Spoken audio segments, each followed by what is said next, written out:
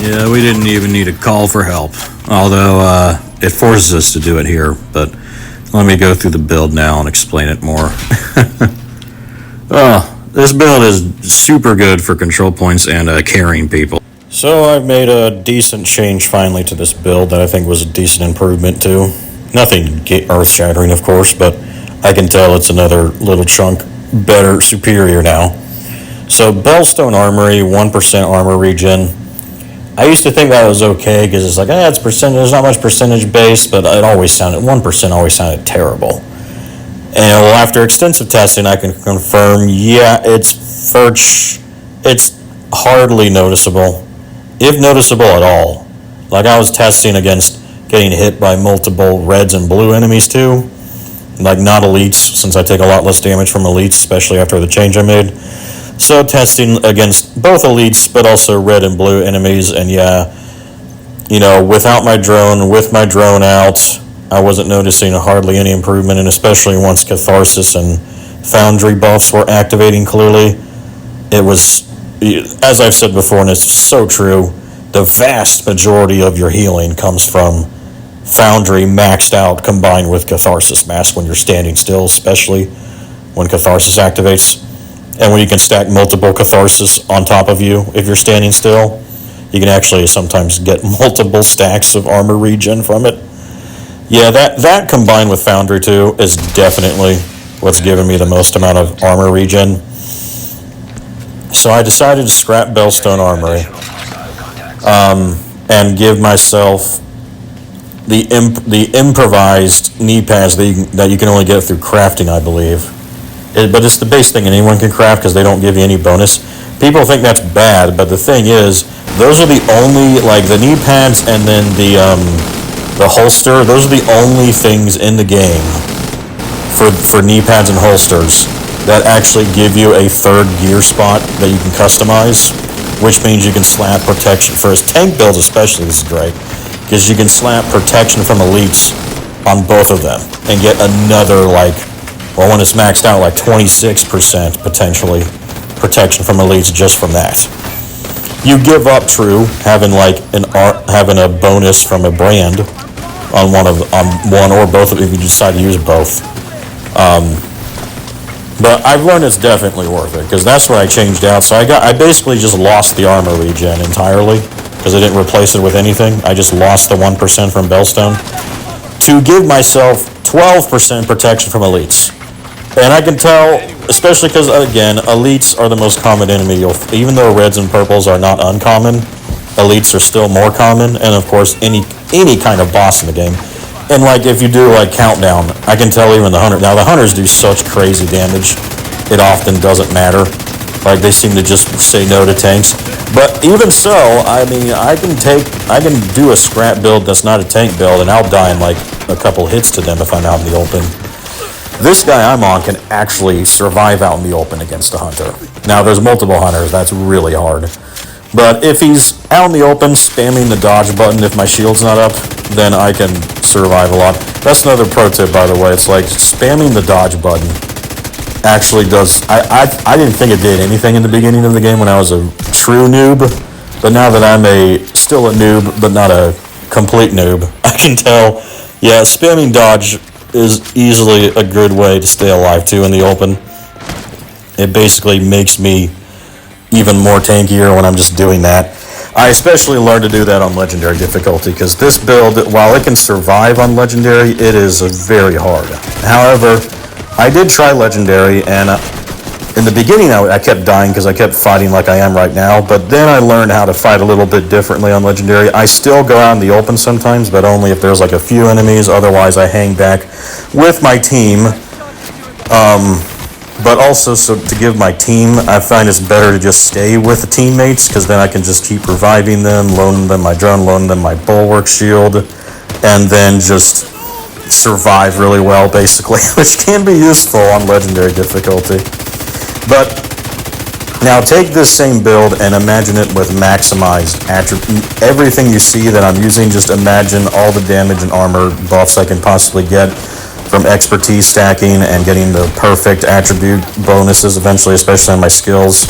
Imagine all that finally maxed out one day, and I finally see a world where this guy, he'll probably still won't be able to properly take Legendary, but this guy, combined with all that, he's finally able to really survive on Legendary. Like, he can actually do it. He already can, pretty much. He just has to fight differently, but that combined with maxing out this build basically in the future, that's when he'll actually be able to really survive. Both shield and armor survive. And that's why I love this build, because it's armor regen maxed out, but also with a good shield build too. And then survival was special trees best for the 10% protection from elites, and Cindery grenades are such great utility. The last thing I'm going to do is, I think on my improvised thing I made, I think I might get rid of repair skill for 10% explosive resistance. Now armor regen I want on my other armor because it actually gives you more, and I feel like I still need it. But a little explosive resist will probably help some. Yeah, the video blacked out now, but let me just finish that last point that I was on before I completely end the video. So yeah, armor regen on my Foundry armor and Catharsis and improvised, like the base armor regen, it actually stacks with each other. It doesn't just give you 5,000 armor regen at max. From what I saw, it gives me closer to like 8,000 armor regen for each one. Closer to that, or 7 or 8,000, I can tell. So it's even more than you think it is. Now granted, that's really not much. Again, as I said, the vast majority of my armor regen comes from the Foundry activation and the Catharsis activation. But, this is still a big but, sometimes in rare situations, in rare situations that still happen, I see, if I suddenly take a bunch of damage, and then, but the enemies move on to someone else or stop shooting me for whatever reason, and then I'm out in the open after I take some random crap of damage, and I'm like at half armor or even red armor, but then nothing's shooting me, and Catharsis hasn't activated. Well, that's when I switch to my Bulwark shield, probably, because that's when I need to, if my armor regen's that low, I need to switch to my shield. But at the same time, it's like, well, that's when my base armor regen and my Fixer Drone combo is what really helps me survive again. Which is also why, last point is like, I don't want to put explosive resist. I don't want to go max explosive resist or hazard protection. I've seen other similar tank builds out there that do that. My problem with those is, hazard protection, as good as it sounds, I just don't find I die. When I was even on legendary difficulty, even more on heroic, like status effects almost never kill me if ever. Because I'm a tank for one, so I can I can almost always survive long enough to either dodge or equip my shield or even just get behind cover if I absolutely have to, like on legendary. Like, I usually survive long enough to do that anyway if I get stunned or disrupted by anything. And then the burn damage and the bleed damage is so minuscule that it's just like, what good is that doing me other than just having the armor regen to counteract that too? Like, having more armor regen to counteract the damage over time damage is better in my view than going like all hazard protection. Or a mix for that reason, of hazard and explosive. Now, explosive resist I do find is useful because one thing that will kill me sometimes is just, bombing drone, especially on legendary difficulty, like robots or drone dudes that are just spamming the stupid perfect accuracy explosives at you all the time. Although usually what annoys me the most is the freaking just getting staggered all over the place, losing my aim constantly. It's just it's stupid and unfair too, in my view. It's totally busted. But there's a lot of stupid things that the enemies on harder difficulties feel like they're just straight up cheating against the player that players never get. Like, no player can do that. Like, no player ever gets access to any of that stuff. No revive player can do what the insane medics do. Like, the medics, which are my number one enemy as a tank build, since, with my little damage, it's like, if they start reviving the whole field when I'm soloing, that's when I see a medic, I run to him. Like, he's my entirely focus then. But yeah, explosive resist is more useful than hazard protection in my view. So I would go that if I were to go that route. But I still think the base armor regen is superior because, again, one, explosives, that still helps me some with explosives because obviously just having more armor regen is counteracting damage taken too from anything. Also, explosives are situational, even though I meant those situations do happen. They're not all the time. When I die, including when I've died on legendary difficulty, and the very rare, I very rarely now die on heroic. I really am a straight tank on heroic now. I can just face tank dudes on heroic sometimes. One of the control points I did after this, I literally stood in front of the named enemy that spawned while he had a minigun equipped. And I was face tanking him. My armor regen combo with Foundry and Catharsis was still standing still. I was still out healing his damage in the open.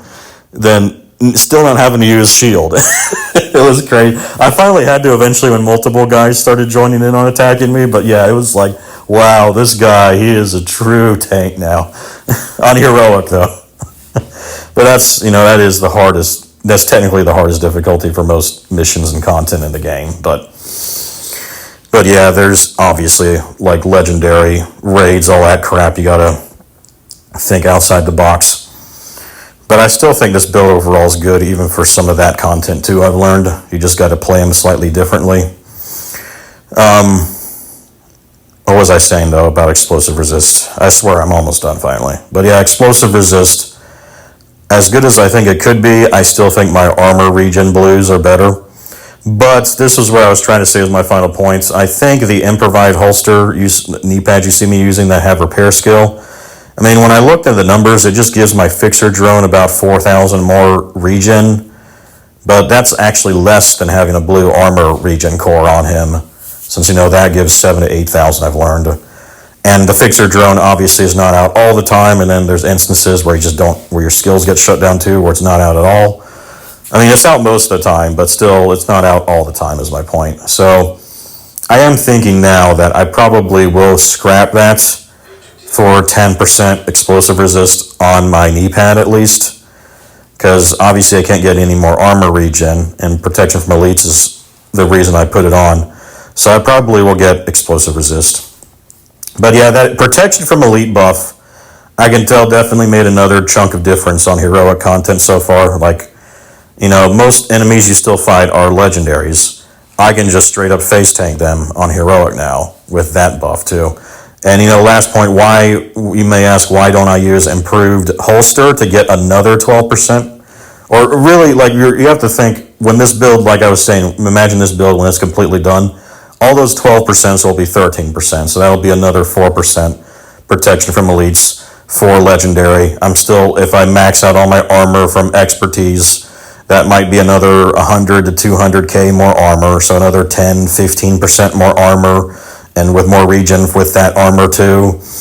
And then of course, slightly more damage buffs on my guns. I feel like my LMG and shotgun are the best versions I can use. The LMG feels like the highest damage output I can just do when I just need to do the most damage I can.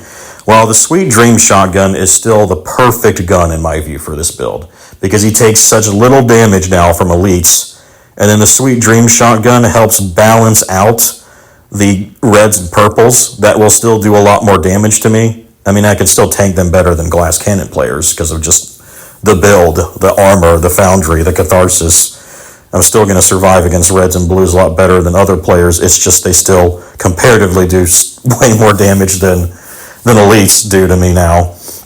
Well, the Sweet Dream shotgun helps balance that out by giving me the ability to one-tap those guys.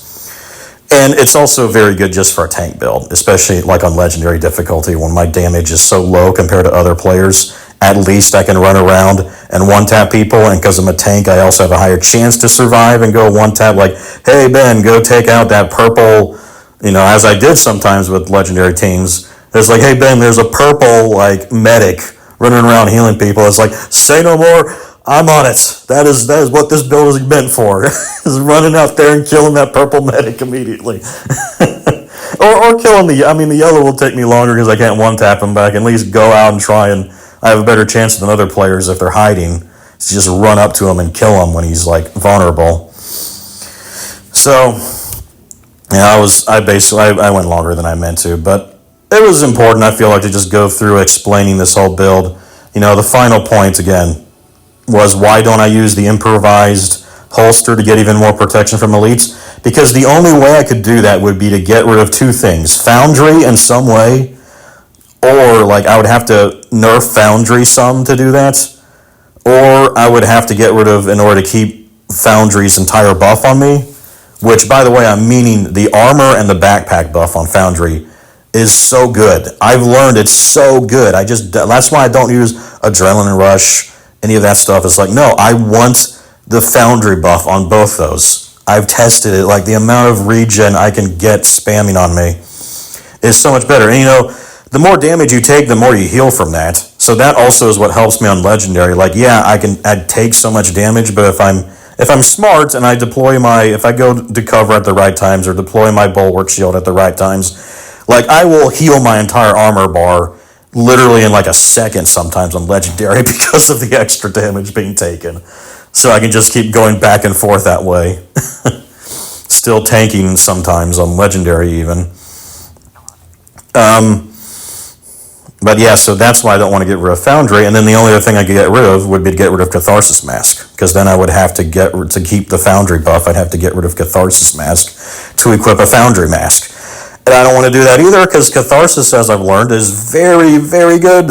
Like, the amount of regen you get from that is insane. Plus, it removes status effects. Plus, it gives me a slight extra damage boost. That's always needed on a pure tank build like this. To get any way you can also help yourself kill things on these spongy enemies is always helpful when you're going full full 6 armor cores.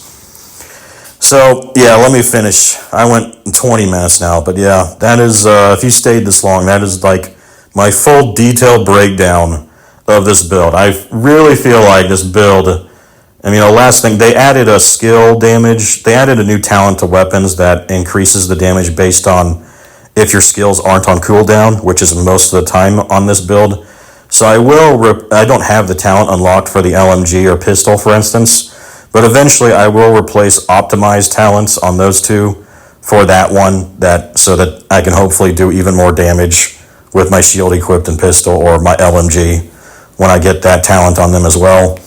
It'll just be another little chunk. Again, it won't be anything game-changing, but a little chunk. But just imagine, everything, though. Imagine I get those last talents. I max out my expertise for weapons and armor. I get the perfect rolls on all my attributes that I'm using. It'll take a while, I know, but I know it's possible. I see players who have that stuff now. I do all that, and this build that you can tell is already really tanky, especially for Division 2, when it hates tanks so much in this game. It hates you if you try to play as a tank. Imagine this build with all that, and yeah, Heroic at that point is just, I feel like everywhere I go I'm going to face tank on Heroic. And then, yeah, at that point, I won't be face tanking on Legendary at any points, but you know what I mean. I'll finally be able to be out in the open even more on Legendary, still feel like as close to a tank as I can on Legendary with this build completely maxed out in the future. So, I'm looking forward to it, actually. I've thought about and done everything I could. I know Foundry's used a lot, but I've tried my best to tweak it to my liking as much as I can with everything, specialization, certain attributes, Catharsis, the type of weapons I use, to really have the perfect combo, I feel like, for just that need to just be a pure tank. Not a shield tank. I know that's a shield tank, like Technician Tree, skill tier, Hive skill, and then your Bulwark Shield is what stays alive the best. I know that build. I ain't doing that. I want a pure tank build. This is the closest I've got to doing it.